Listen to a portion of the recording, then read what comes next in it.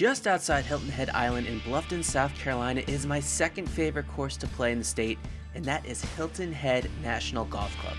Designed by Gary Player and Bobby Weed back in 1989, this course actually used to be a 3 9-hole course until 2009, losing 3 of its holes to, get this, eminent domain during the construction of a major road toward the front of the property.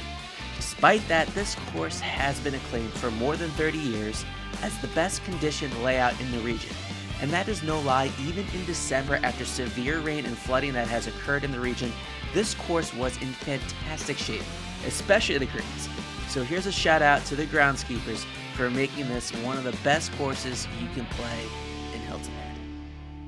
The first hole at Hilton Head National is a dogleg right, cut the corner and it'll leave you in great position to hit the green.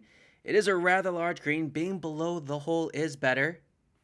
This is my first round of golf I've played in about 6 weeks. I thought I needed 20 minutes at the range before my tee time to get my game back into shape. Boy, was I wrong. Fine. That's the right shot shape, just cut a little too much of the corner, left me in the rough but still in great position.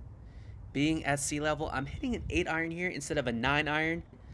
The ball usually goes about 10 yards shorter for me at sea level. Sit down. That was a good strike, pulled it a hair left. The greens on this day were in great condition despite the rain that had hit the South Carolina coast. They got about 4 inches of rain in the span of 2 days. So a lot of the courses that I did play during my trip were very wet. That is a straightforward putt for par, and I pushed that sucker way right. Didn't even come close to the hole. We'll tap in 3-putt bogey to start the round. We'll move to the second. This is a long par 4, which will be even longer with the wind at our face. It's good. It's way up in the air, though. It went absolutely nowhere. That went all of 187 yards, leaves me with 205 yards in. That is a 3-wood. Run up there. That was great contact. It caught all ball and kept it low. It rolled across the green and just off the back. So I'm putting here for birdie. I have never been too good at putting off the green. Can never get the pace right. Putting for par, and that was my intended line. I just did not see that break. The third hole is a par 5, just a shade under 500 yards. You want to aim up the left side of the fairway.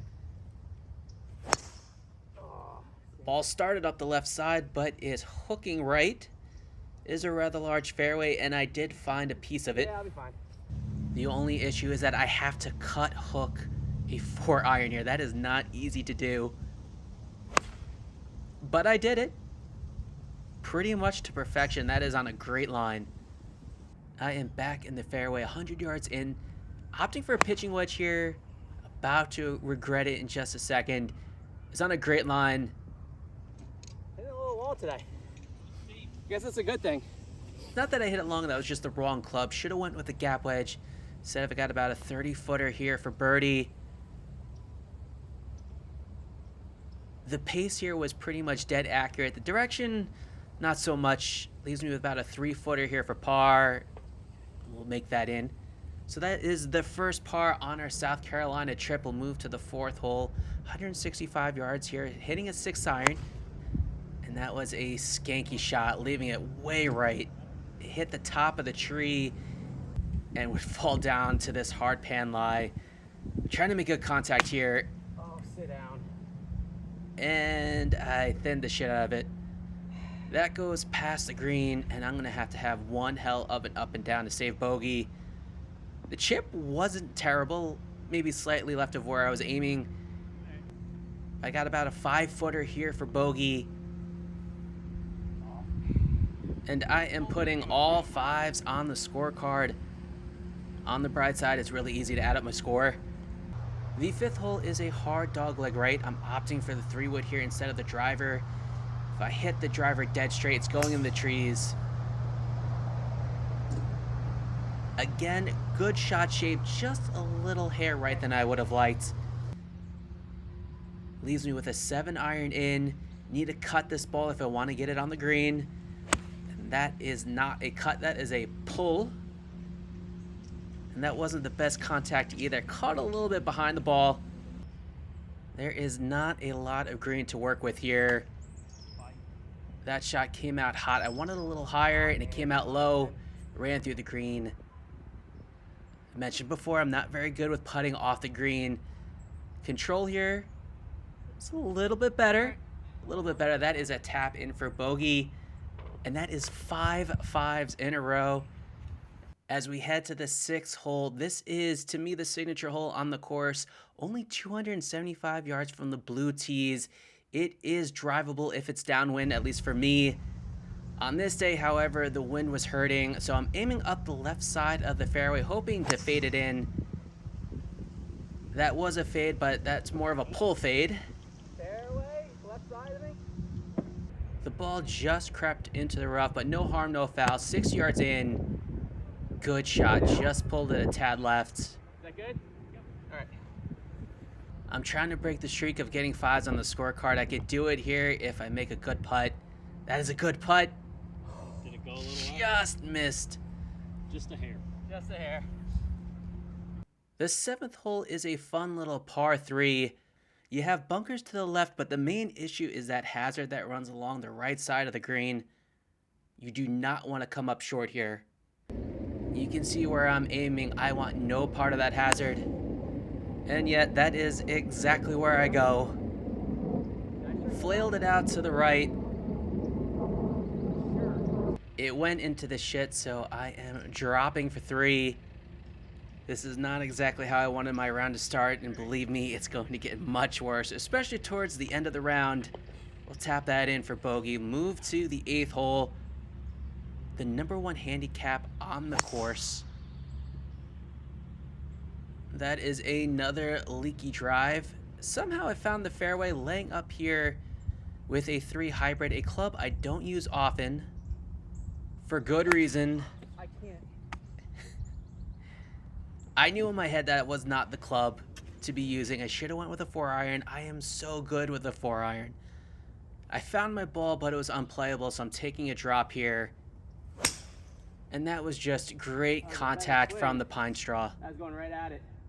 It sure did. I found the dance floor. It leaves me with about 10 feet here. This would be one hell of a par save. That was on a good line. I just hit a little too firm. Would clean up for bogey. This is a great hole to end the front 9. That was a big hooking fade there. That is what I like to call my Bubba Watson swing. Have 125 yards here, 9-iron. That was great contact there. Probably the best swing on the front 9. All right. Thank you. I stuffed that to about 6 feet or below the hole, putting for birdie. I didn't hit it. It went a little. I went a little left. A little left, and I was putting into the green. Slowed the ball down tremendously, but that'd be a nice tap in for par. And after 9 holes, it's been a bit of a bogey fest as I score an underwhelming 43, which I suppose isn't too bad since I haven't played in nearly 2 months. Usually the first to go is the short game, and that's exactly what happened with 20 putts on the front 9. It doesn't get any better, as more than just the putter let me down as we head to the back. The 10th hole is a straightaway par 4. You do not want to go over those trees like I did there. That is not where the hole goes. I did not fill my second shot. I lost the ball, had to punch out. This is now my 4th shot. And I thinned that over the green. Shit. Shit indeed. For those at home, I'm going to speed this up a little bit. The chip was a duff, but it ran out just a little bit. Putting for a double bogey, that is not a sentence that I like to hear. Score that a 7. The 11th hole is a long par 4. It is important to not hit any trees. Hitting it left. Can you hear the sound right there? That is the sound of a ball hitting a tree. That tee shot was so bad, even the shot tracer app malfunctioned. With no chance of reaching the green. All right. I went with a 4-iron there, and I hit that so well that it actually did get close to the green. I'm trying to chip this ball into the middle of the green and have it roll out. Go up there. My fat ass is blocking the shot, but I came up well short of the pin. Putting uphill and into the green, I have to put a little mustard on this. There's a great line. Came up just a tad short. We'll tap in for the bogey. We'll move to the 12th hole and probably the hardest hole on the back nine. It is imperative to hit a good tee shot here. A little better. A little better, but still a wipey fade nonetheless. It leaves me with a long approach in. That is a 4-iron from 180 yards. That is exactly how far my 4-iron goes. Really well. I can't even see it. That ball was tugged a little left. I would miss the green. But I am not short-sighted, so all I want to do is just land on the front of the green, have it trickle out. Pitch it a little higher than I normally do. That's a good one. But I would take that any day of the week. Just have a 4-footer for par. Is there a lot? And I'm just leaving that club face wide open with my putter. It's not the putter that I normally putt with. It's a Seymour putter, and apparently it's living up to its name. Definitely seeing a lot more putts than I would like. Like most of my iron shots today, I leave the club face wide open on this par 3 13th. I think you struck it kind of well. No? It's fading on me. I'm not a fade hitter.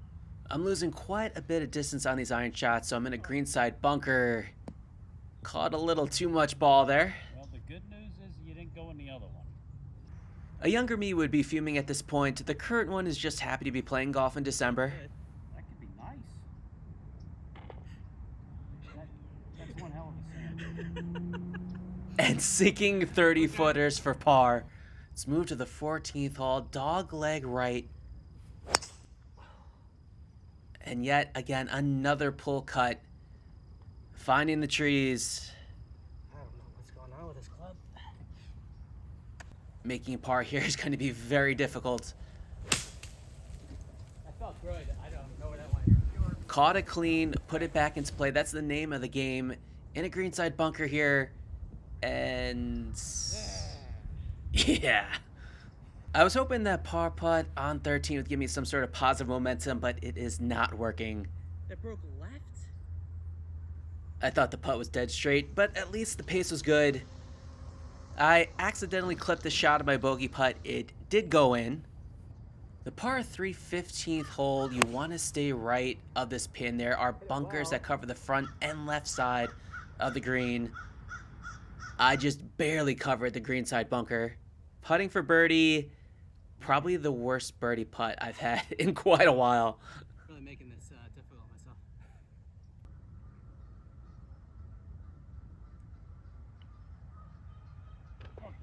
All right. You probably wouldn't believe me that I shot a 76 on this course at the same point last year, but unfortunately on this day I just didn't have it. The 16th is a par 5. I'm opting for a 3-wood here. Usually if I hit my driver, I spray it out to the right. Sometimes it goes in the tree, so I went with a 3-wood. That was the good choice. Ended up in the fairway. That is a 4-iron laying up here. And I hit a chunk with a closed club face. Pulled that 30 yards left into the trees. And somehow it's going to get even worse. I had no real opening anywhere. I was just kind of praying that it would get out. It did not get out. Doing the same thing here, just hitting and praying. I hit that really well. I did hit it well, but I didn't hit it low. Hit the tree, trickled into the rough. That's a pretty good chip shot. Almost hitting the pin. With grass being as dormant as it is during this time of the year, it is not easy to hit chips like that. So that was quite an adventurous hole for me. It leaves me with a double bogey as we head to the 17th. Oh boy, I was aiming the wrong way there. Good thing I looked at my feet. Yeah, so two things. One, I was actually aimed correctly. Two, I am now aimed way left into the tree, so you can take an easy guess as where this ball is headed towards. Yup. Another pull fade into the trees. What's that, 4 or 5 on the day? I did not reach the fairway. There's no way I could reach the green here, so I'm just laying up with the 4-iron. It is all about the next shot. That next shot was perfect. Put ourselves in a good position to at least get a bogey. That is a gap wedge in my hand. Great contact. Maybe too good of a contact because What?